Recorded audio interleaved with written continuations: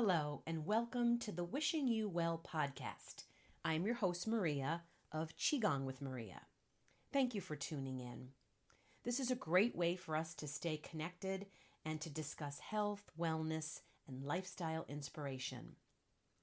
Today, we are going to talk about center court and grand slams. It's U.S. Open week, so I am thinking about all things tennis. The U.S. Open Tennis Championships, commonly called the U.S. Open, is a hard court tennis tournament that's held annually in Queens, New York. The top-ranked, arguably greatest tennis players in the world have all converged on the Billie Jean King Tennis Center in New York City. I don't play tennis regularly, but I love watching the matches on television, and I've enjoyed doing so since Chrissy Everett was the number one player back in the mid-1970s. I vividly remember watching her play. I followed with great interest her romance with fellow tennis star Jimmy Connors, and I recall how beautifully she graced the cover of one of my favorite magazines at the time, 17. If you follow tennis like I do, then you know that the U.S. Open is the fourth and final Grand Slam of the annual tennis championships. And I'm sure you know that one of those tournaments is held at the oldest tennis club in the world, Wimbledon in England, which means it is the only tournament in the Grand Slam that is played on grass. There is so much pomp and circumstance and tradition circulating around Wimbledon, and I look forward to all of it. The strawberries and cream, the all-white dress code, the royal patronage, the Pimm's Cup drink, and the matches played on center court. Center court is the main court used in the championships at Wimbledon. I thought a lot about center court this year because I could not believe my eyes when I was watching the tournament. Center court was a disaster. It was brown, it was all torn up, it was unlevel. By the time we got to the quarterfinals, it was a source of tremendous consternation among the players, their coaches, the viewers. The Wimbledon powers that be had seemingly really let the place go.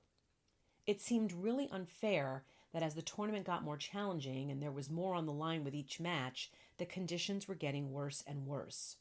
There was even problems with one of Roger Federer's matches when the grounds crew neglected to cover the court in the rain and play was delayed for hours and hours as they tried to make the playing conditions suitable. While I am sure you would agree that it is completely unacceptable for a legendary championship court such as Wimbledon to not be game ready, what we watched in action was the adaptability of each and every tennis player who competed. You see, the grass on the courts at Wimbledon is very special. It is known to play faster than grass on other courts.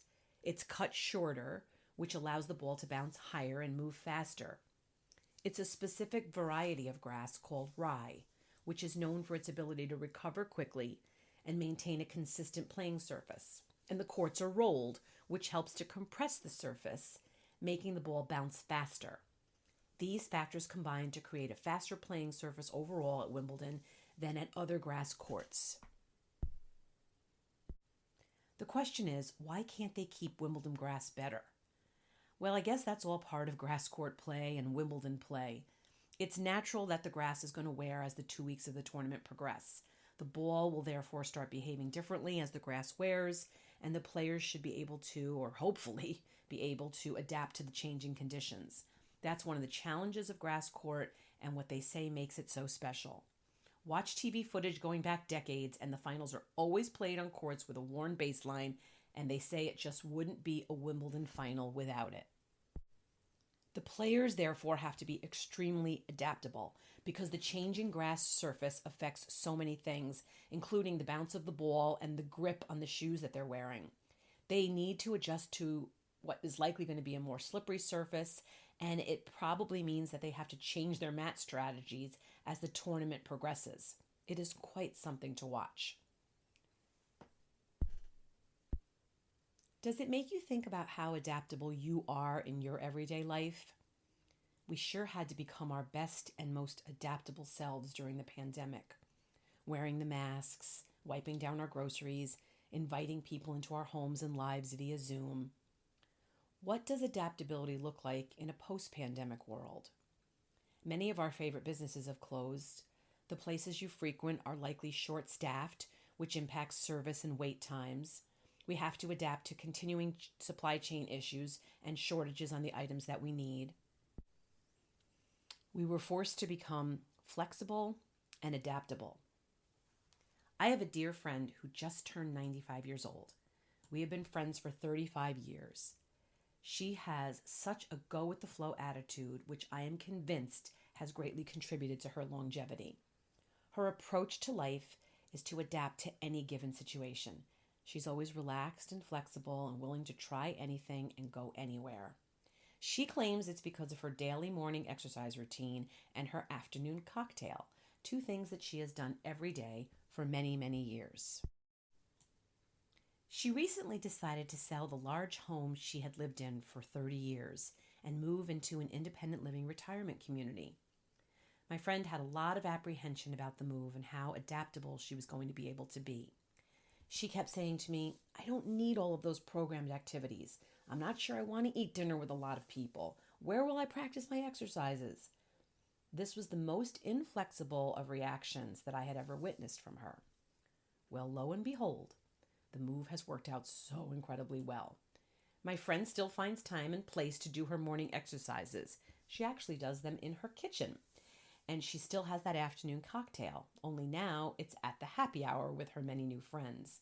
And in between, she's going to morning yoga class and afternoon flower arranging and musical entertainment in the lounge after dinner.